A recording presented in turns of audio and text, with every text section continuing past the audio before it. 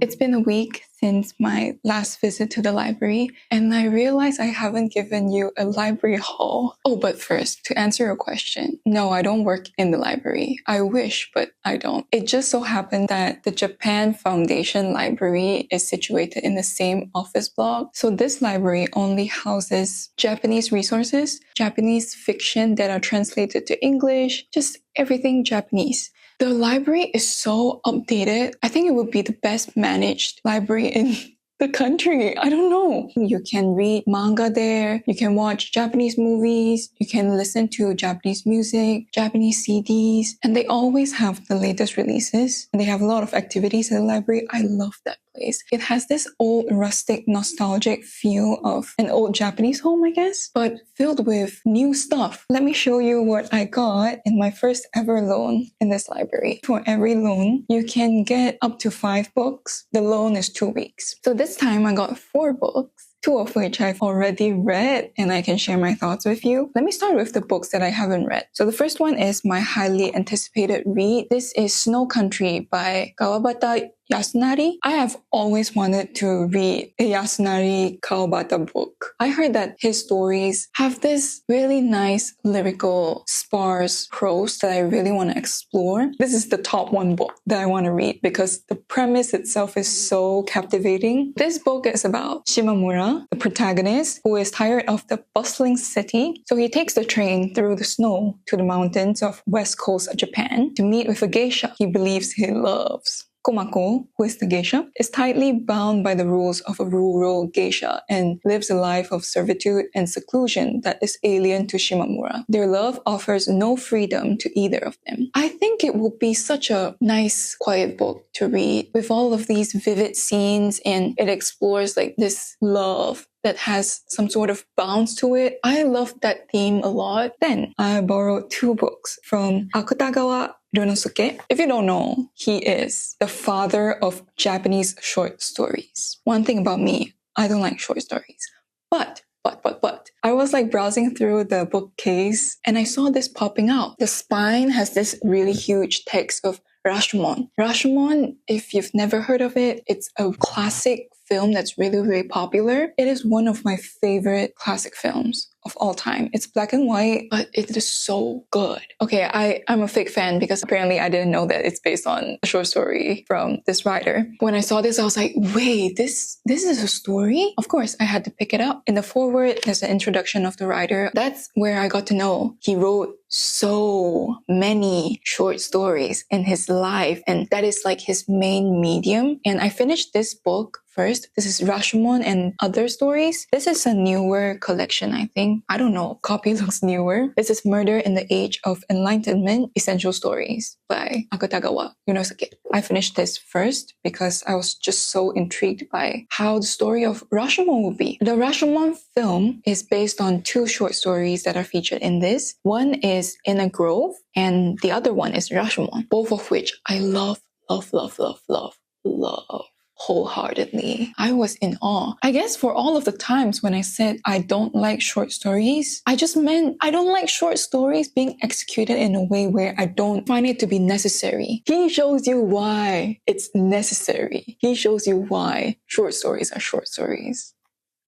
Other writers write short stories. He lives in it. This is his medium, like literally. All of the stories that are featured in this are so vastly unique. They're so distinct. They're so engaging. I think personally his best works are the ones that are picked to be featured in a film. Like from the first story itself, I get this really strong sense of, wow, he really got it. It's like anything more, anything less, this story would be drabby. I don't particularly like short stories that don't deliver their themes and what they want to exactly say within the first few pages because you're a short story. Come on.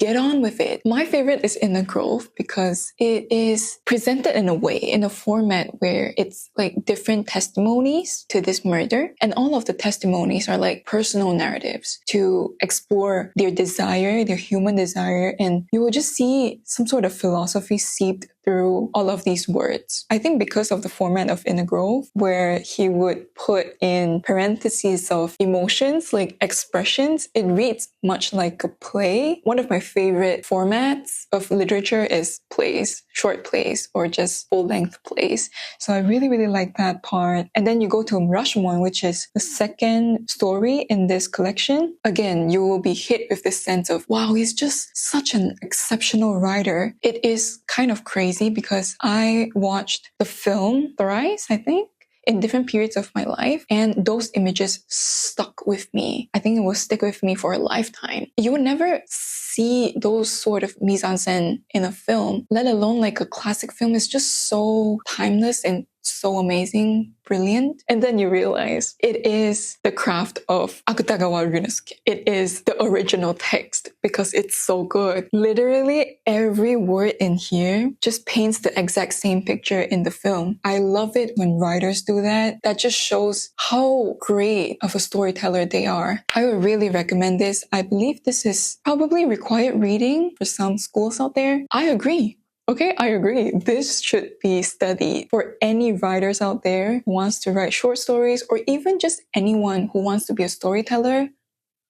There are 6 stories in this, and this is translated from the Japanese by Kojima Takashi. I love this book so much. There's just no way anyone could rate it not a 5-star. And this is the first time I'm saying this for a book. This is the next book that I haven't started yet. It's also a short story collection. This one explores more stories on madness, murder, and obsession. Okay, I see one story that's repeated here, which is In a Grove, but this is translated by another translator. So I'm really excited to read it in another version of translation. Really excited to dive into this. The last book that I have is The Memory Police. There are a lot of Banana Yoshimoto books, and they have the full collection of yōko books there. So I can't wait to work my way through them. But I actually have a reading vlog. And in the end, spoiler, I really, really love this book. So you can hear about all of my thoughts in that video itself. So I won't share more about it in this one. I really love Yōko Ogawa's writing. I will continue to read more works of hers. For me, I really love it when writers have this distinct voice, or they just have something that they do particularly well as a writer. For Yōko Ogawa, it's just painting these scenes with really easy words, but all of the scenes, the settings that she writes can always evoke a sense of comfort, nostalgia, but an uneasiness. And I really like that in her writing. If anyone is interested in this library, you can just bring a passport picture. I asked the librarian and she said both the white background and the blue background picture, like documentation pictures, both work. You just give her the picture and you will have to fill in a form. The annual fee is just 10 ringgit. It's really cheap for all of the books that you can access. You can even read manga for free there. Like there's a tatami mat that you can just lie there and read collections and collections of mangas. And all of the mangas are actually really new releases. And dude, I want to go there and read manga one day when I'm feeling less shy and less socially awkward. But anyways, there are a few days left till my loan due date, and I'll share my thoughts with you soon before I return them. So excited for these 2 reads.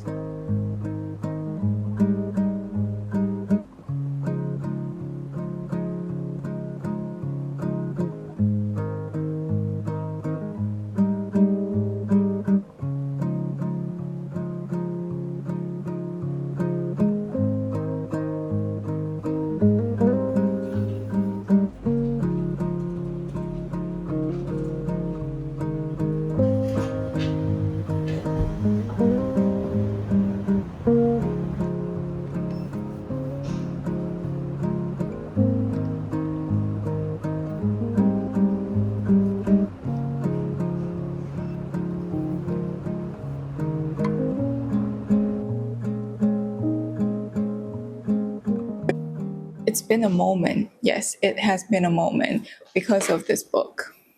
I don't even have the book with me now because it's like way past my loan due date. So I already returned Snow Country. I cannot say I entirely enjoy my reading experience. Maybe it's just because it's really hot right now. It's a really slow book. I took a really long time trying to get into the book. The main premise is just about Shimamura, the protagonist, leaving the city that he's living in. He's a wealthy man. So he goes to this snowy place. There's a sense of like getting away from reality, but once he's there, he still feels the same way that he's feeling in the city. This beautiful place, I guess, it just reflects his inner self, which is very much nothingness. He is closed off. He doesn't really allow himself to open up to people. He doesn't let the other characters come close. The other characters being the two geishas that supposedly he's like in a love affair with.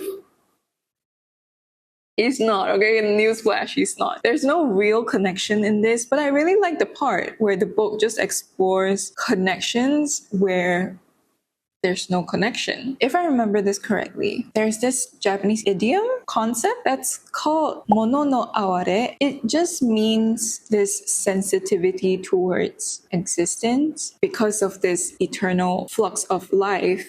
Eternal flux in life. There's this heightened beauty in things and appreciation for it, and also this gentle sadness of its passing. I think Yasunari Kawabata is really trying to lean more towards a Buddhist sort of Zenness, although not entirely that. If I'm not wrong, the Buddhist ideology is to let things pass by without placing too much emotions to it. And I see this a lot in Japanese literature. So I'm interested to explore more in Japanese classics. I watched a few videos online, like some book reviews, and I noticed that a lot of the English reviewers who read this in English, I read this in English, a lot of them talk about how the book feels kind of empty, which is fitting of its themes, but still there's this desolation and there's this emptiness, and you will feel kind of unfulfilled with this book if you're looking for a plot. This is usually what I would hear in reviews of Snow Country. And then I chanced upon this other review by a Korean YouTuber, and the copy that she read is translated into Korean. That review really changed my perspective towards this book because the way she described it, and because she did recite some of the lines in the book, wow, just different translations really make a difference. It was so beautiful, and it can really evoke the sense of sadness but snowy lands that I think Yasunari Kawabata wants to achieve. And I was just really in awe with how much can change with different languages. I guess it's also because how I feel towards English as well. Like, I can acknowledge the scenes are beautiful, but I just don't get that sense of awe when I read the lines in English. So I really do want to find Snow Country in Mandarin. That makes more sense than me picking up a Korean book because I'm not that good in Korean. The Korean language level, like for foreigners, there are 6 levels, and I'm only at 4A, and I stopped for a few years. So yeah, I'm not going to do that. I'm going to try to find one in Mandarin because I feel Mandarin could be a bit more poetic. Probably maybe could be a bit closer to the original Japanese text. But anyways, I went back to the library to return my books, but also picked up 4 more books. Did you even notice I was gone?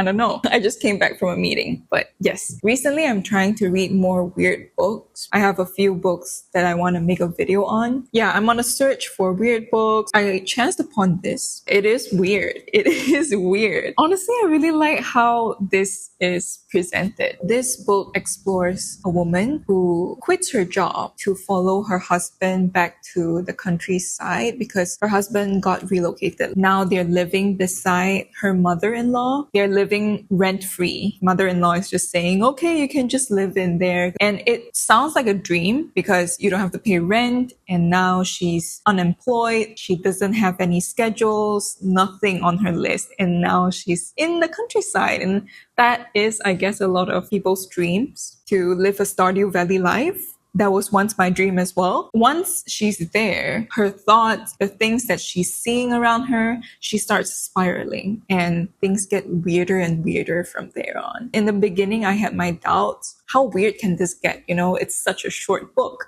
but oh, believe me, it gets weird. It gets to a point where I'm like, oh, wait, am I seeing this right? Am I reading this right? What? Is this translated right? I really like this book, actually. I keep wanting to go back to it. I find myself, like, when I'm talking to my friends, in the back of my mind, I'm thinking about this book. If you're stuck in a rut, if you're stuck in the rat race, you know, this book is for you, because what exactly is our dream? I guess one thing that is explored in this book that I really like is whether we just need a moment of rest, or do we need this grand dream of early retirement. And also there is some discourse on hikikomori in this as well. Hikikomori being a shut-in, so like young people who just don't work, they're unemployed and they stay at home. I didn't rate it a 5-star though, because there's a part that is really explicitly talking about how in general people are feeling towards their job and how they're underpaid and how just unhappy they are working, but how crucial it is to self-identity. I felt that that part is a bit too long. Like I get it. I got it. I got it. You can stop the tangent now. Other than that, I love it, especially when it starts to get really weird. Other books that I got, this is for a future video, and that includes The Housekeeper and the Professor by Yōko Ogawa. This book is a very well-loved book. This is a book about a math professor who had a traumatic head injury, and now he can only live with 80 minutes of short-term memory. And he has this young housekeeper who also has a 10-year-old son. She's hired to take care of him. And every morning, the professor and the housekeeper are introduced to each other again and again anew because of his short-term memory. I feel like it will be such a beautiful book to explore, and I love found family in books. I also picked up The Woman in the Purple Skirt by Natsuko Imamura. I've never heard about this book, but I was browsing through the shelves and I saw this blurb and it's so intriguing and I can't wait to read this. It says, I want to become friends with the woman in the purple skirt. But how? How? The woman in the purple skirt is being watched. Someone is following her, always perched just out of sight, monitoring which buses she takes, what she eats, whom she speaks to. But this invisible observer isn't a stalker. It's much more complicated than that. Interesting. Next book, The Hunting Gun. It's about 3 women writing letters. The story kind of unravels through 3 different perspectives in these letters. So it's about Midori, who is forsaken by her husband. She takes silent vengeance. And her cousin, Saiko, is beautiful, sophisticated, and disloyal. And Shoko, Saiko's daughter, is left to make sense of these family secrets. Reminds me of this show. That's why I picked this up. So yes, thank you for coming with me to go visit this beautiful library. I guess this is goodbye for this video. Bye! See you in the next one.